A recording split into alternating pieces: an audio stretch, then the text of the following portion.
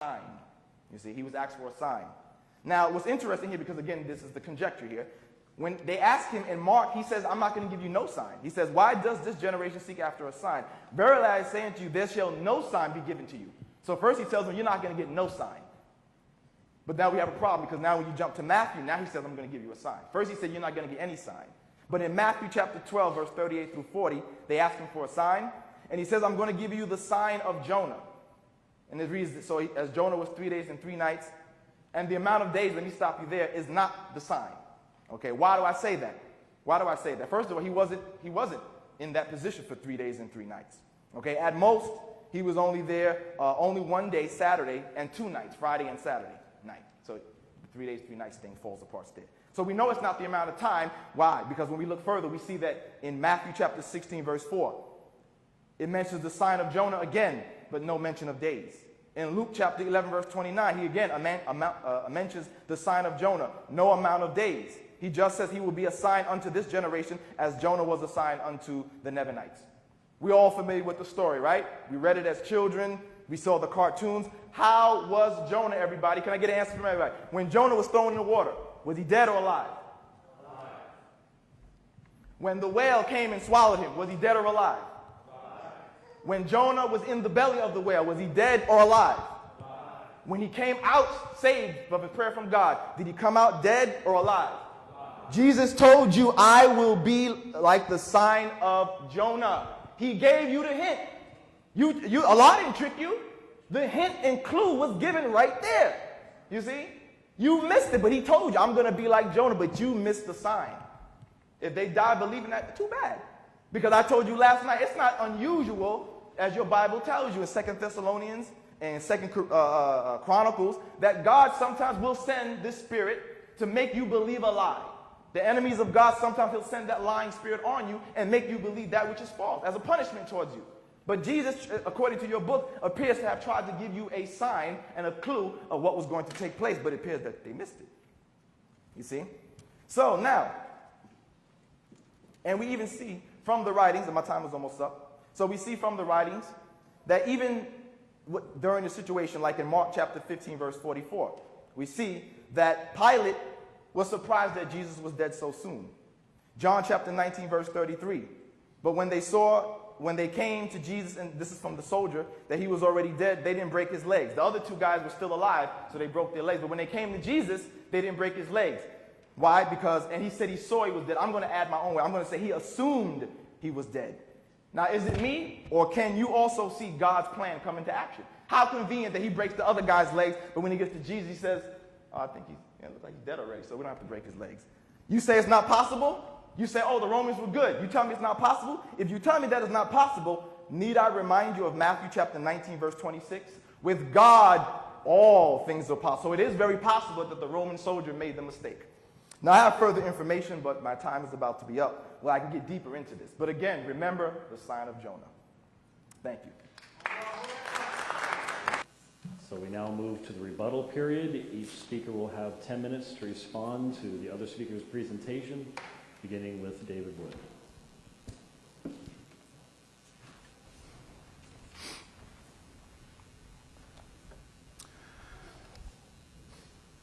Ready? All right. Shadid began by saying a remark about the day of Easter, that Christians should drop it. Some Christians actually agree with you and call it Resurrection Sunday. I don't mind too much. We stole that title from the pagans, but we used it for a practice that had been going on for centuries before. In the 4th century, the title Easter was adopted. But yeah, again, some would agree with you, and since we are making recommendations, I would suggest to Muslims that you stop kissing the black stone in Mecca, because that also was a pagan practice. But regardless, this isn't something that would affect the message. Shadid says he's not sure what Surah 4:157 means, that it doesn't necessarily mean substitution. So I agree with that, I would say that substitution is, again, the earliest view, but I find it interesting that he's saying we don't know what that says. We don't know what Surah 4:157 really means. We don't know what it's saying about the crucifixion of Jesus, how it happened. Because that's interesting, because in that passage, Christians are being criticized, Jews are being criticized for not knowing what really happened. And he says he doesn't know what really happened. Shadid says that there were many documents circulating in some early times. True, but not in the first century. Remember, I challenged Shadid to produce a source within the first century after Jesus' crucifixion.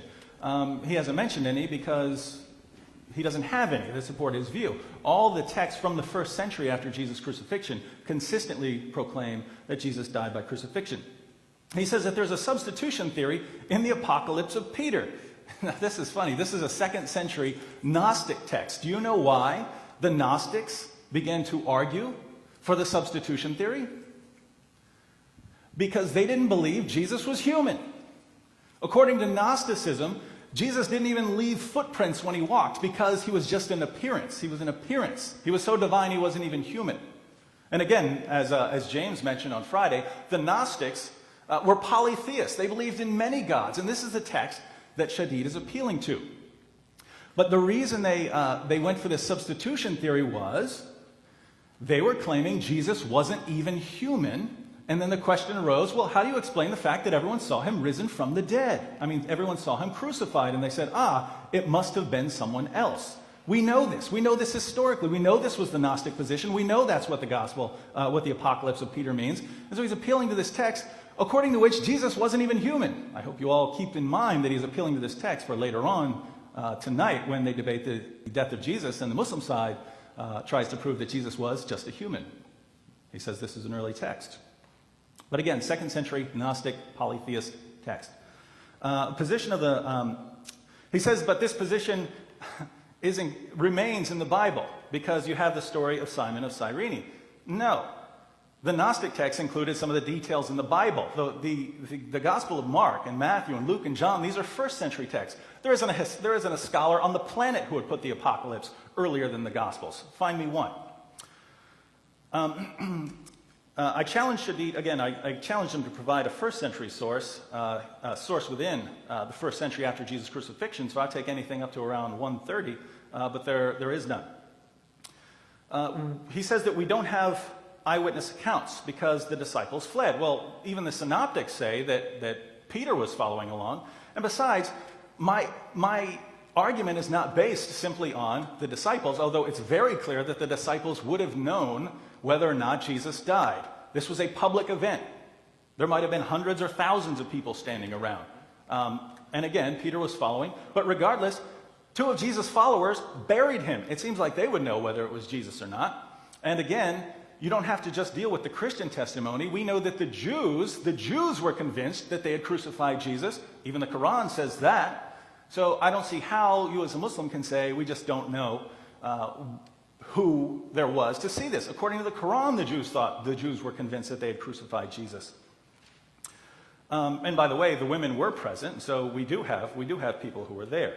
And again, when these Gospels are being written, they're being written within the lifetimes of Jesus' followers. These people would have known. If you think these people who knew Jesus walked with him were standing, even at a distance, if you want to say at a distance, that they wouldn't have known and just had no clue that Simon was actually crucified instead of Jesus. Come on. He says we have no writings from Jesus' lifetime. That's true because the writing started after he died. But that would go for most of history. If you're going to write about someone, you usually write after the person dies. These writings are extremely early. Again, the Mark and Passion narrative, many scholars date to within 7 years. And the creed I appeal to, the 1 Corinthians Creed, when was this written?